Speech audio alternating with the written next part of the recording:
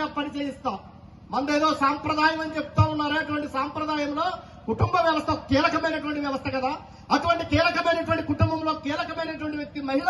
ఆ మహిళని రాత్రిపూట ఏ విధంగా పనికి పంపిస్తామని చెప్పి మాట్లాడితే మంత్రి లీగ్స్ మాట్లాడతాడు.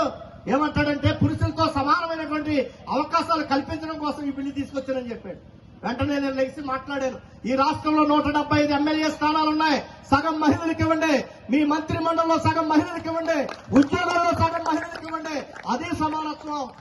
సో ఈ బిల్లుని ప్రోగ్రెసివ్ డెమోక్రటిక్ ఫ్రంట్ వ్యతిరేకిస్తుంది, వ్యతిరేకంగా ఓటేస్తుందని చెప్పి నిలబడి మాట్లాడినటువంటి ఒకే గొంతుగా అదే పీడీఎఫ్ గొంతుగా, యూటీఎఫ్ ద్వారా ఎన్నికైనటువంటి పీడీఎఫ్ గొంతుగా అని చెప్పి సందర్భంగా తెలియజేస్తా ఉన్నాం. నెక్స్ట్ డే అంటాడు ఆయన, సార్ మీరు చాలా బాగా మాట్లాడారు సార్, అప్పటి వరకు నాకు ఏం మాట్లాడాలో తెలియదు, మీరు మాట్లాడిన తర్వాతనే స్పృహ తెచ్చుకుని మాట్లాడారు సార్ అని చెప్పన్నాడు. అని కానీ మేము వాకౌట్ చేశాం కదా సార్, మీరు ఎందుకు వాకౌట్ చేయలేదు అని అడిగాడు. మీరు వాకౌట్ చేసి ఆ బిల్లు ఆమోదం పొందడానికి ప్రయత్నం చేశారు, నేను లోపల ఉన్న బిల్లు ఓడించడానికి ప్రయత్నం చేశానని చెప్పారు. ఎలా ఓడించాలని ప్రయత్నం చేశారు? 8 గంటల పనే ముందు మహిళలకు రాత్రి పని వద్దని ప్లకార్డు పట్టుకుని పోడియం దగ్గర నిలబడి పీడీఎఫ్ కి దీనికి వ్యతిరేకంగా ఓటేస్తానని చెప్పి నిలబడ్డాను. నాతో పాటు మీరు కూడా నిలబడి ఉంటే ఆ బిల్లు ఓడిపోను కదా, కార్మికులకు ఉపయోగపడు కదా. అంతే ఆయన అంటాడు, దెబ్బలాడాలి కొట్లాడాలి తప్ప ఏ బిల్లు ఆగకూడదని మా అధిష్టానం ఆదేశం అని చెప్తాడు ఆయన. ఇప్పుడు అర్థమైంది కదా. ఇప్పుడు చెప్పండి 4 పార్టీల చరిత్ర ఏంటో, సంగతి ఏంటో. మనమేమో వాడికి మీద కోపం వస్తే వీడికి, వీడి మీద కోపం వస్తే వాడికి, ఈ ముఠాన్ దింప ఆ ముఠానే మన ఐవీ గారి మాటలు. మన ఐవీ గారి మాటలేంటి, ఈ ముఠాన్ దింప ఆ ముఠాన్ తప్ప 2014లో రాష్ట్రం విడిపోయింది ఏదో అనుభవజ్ఞుడు అని చెప్పి చంద్రబాబు నాయుడు గారిని ఎక్కించుకున్నాం. ఆయన ఏం చేశాడు?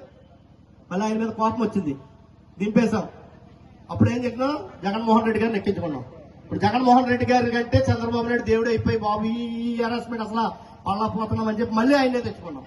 మనం తెచ్చుకుంటే మరి ఏమైనా మా పని పేడలో నుంచి పొయ్యిలోకి తప్ప పైకి మాత్రం రావట్లేదు. అంటే మన కోపంతో ఓటేస్తే మన సమస్యల పరిష్కారం కావు.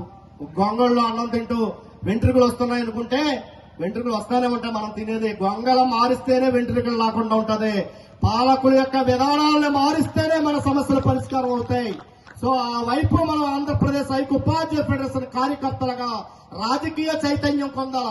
రాజకీయ చైతన్యం లేనంత కాలం ఏదో ఒక డిఏనో ఒక సమస్య పరిష్కారం కావచ్చు కానీ ఈ విద్యారంగం ప్రభుత్వ రంగ సంస్థలను ప్రైవేటు పరం చేయడానికి ఆలోచించే విధానాలే ఉంటాయి.